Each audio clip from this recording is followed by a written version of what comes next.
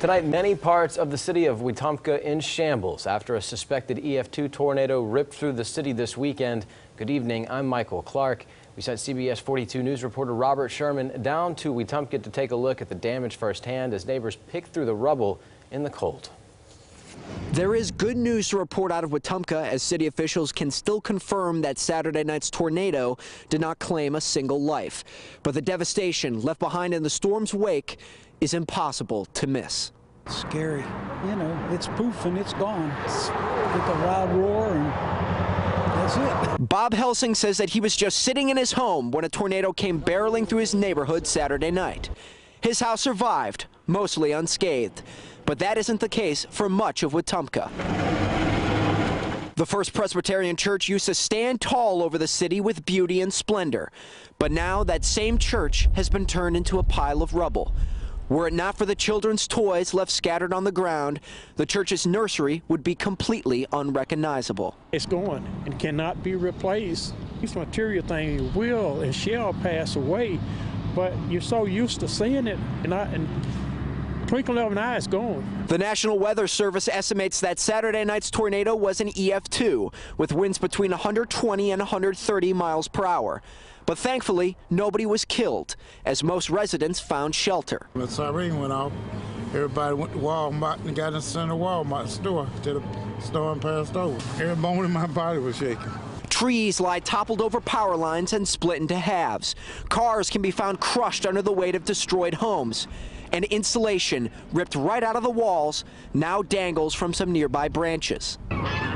Car after car drove down to the waterfront. Passerby after passerby stopped off on the side of the highway to take it all in. I was born here in this town. Devastating. It's unreal. It's unbelievable. Just amazing. We heard of tornadoes hitting different other places and lives are lost. But for some reason, God said, not now. Local residents tell me that they've never experienced anything like the tornado that passed through here Saturday night. And while they do say that the city of Wetumpka will rebuild and it will stand tall, they also say that their city will never be the same again. In Wetumpka, Robert Sherman, CBS 42 News. Local coverage you can count on. Thanks, Robert. And Governor Kay Ivey is traveling to Wetumpka tomorrow to tour the damage with Mayor Jerry Willis and other city and county officials. She'll arrive at 1 o'clock in the afternoon and plans to meet with other city leaders after taking a look at what's left on the ground. Well, this is a live look at the total lunar eclipse, what's being called the super blood wolf moon. The moon is almost completely eclipsed. It's visible across most of the western hemisphere. This is the only total lunar eclipse we'll see this year.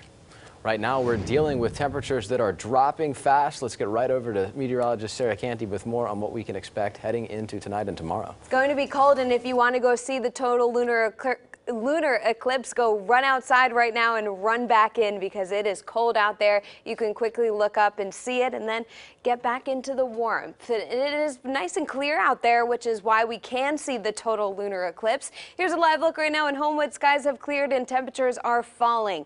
Right now we are at 29 degrees, but look at these feels like temperatures. 21 degrees. So winds have started to slack off just a bit, but still a brisk wind out of the north pulling in that really cold air right at that freezing mark in Alabaster and in Fayette. Tuscaloosa right at freezing as well. 25 in Coleman, but when you factor in this really cold dry air in place, it's feeling even lower than that. So going to feel like the teens when you wake up tomorrow morning. Temperatures are going to be chilly to start out, starting to warm up throughout the day, but it is going to still be a cold day tomorrow. Slightly warmer temperatures on the way. I'll tell you when, and also when we'll see the rain next. That's all coming up in my full forecast in just a few minutes. Michael. Thanks, Sarah. Tonight, several families displaced after a fire ripped through a Hoover apartment complex earlier today. You can see the fire behind us on the screen. Hoover fire officials say that smoke and fire was reported on all 3 levels of River Chase Landing. That's the apartment complex there. Within the past hour, the Hoover Fire Department posted on Facebook that the fire has been contained. No one was hurt. Hatching Hope, the Red Cross, Church of the Highlands, and apartment managers are working together to find help for those who were impacted. But the most important part for us right now is to the family of our officer, to the men and women that wear the uniform and wear the badge. That this is a time of grief for us.